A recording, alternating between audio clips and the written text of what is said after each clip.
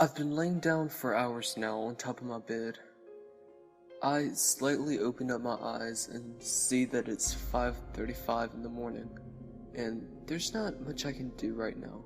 I'm in a very, very bad position. The worst part about my situation is the fact that I'm in the same room as my parents. They're looking down at me, and I can't help but look back, and I try not to scream.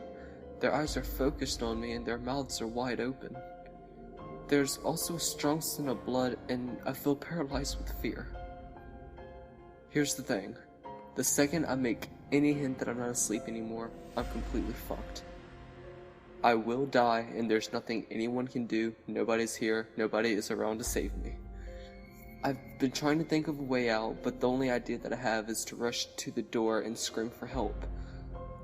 That right there in itself is risky, but if I stay here, I'll surely die.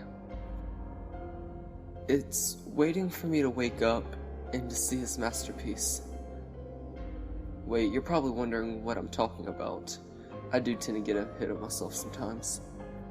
About 3 hours ago, I heard something from the other side of the house. I got up and went to go check the noise before realizing that I had to use the bathroom.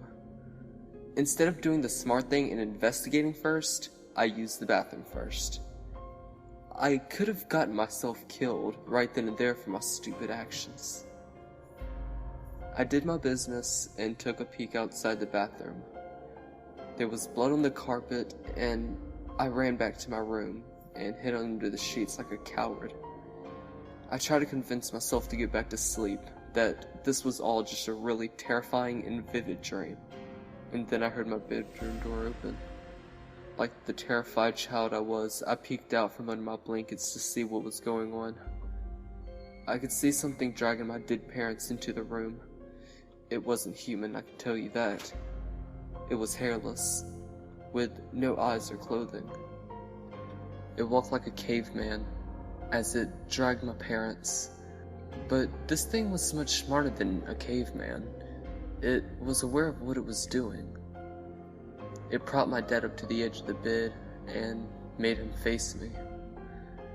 It then sat my mother down in a chair and positioned her to also face me. It then started rubbing its hands on the walls, staining them with blood, and then drew a pentagram in the center. This thing made what it would probably call a masterpiece. To finish it off, it scribbled a message into the wall, but I couldn't read it. It was too dark. It then positioned itself under my bed, waiting to strike. The scariest thing is that now my eyes have adjusted to the darkness of the room, and if I wanted to, I could read the message on the wall. I don't want to look at it because it's just terrifying to think about, but I feel like I need to see what it says before I'm theoretically killed. I peek out and look. The message on the wall strikes me with fear, as it read, "I know you're awake."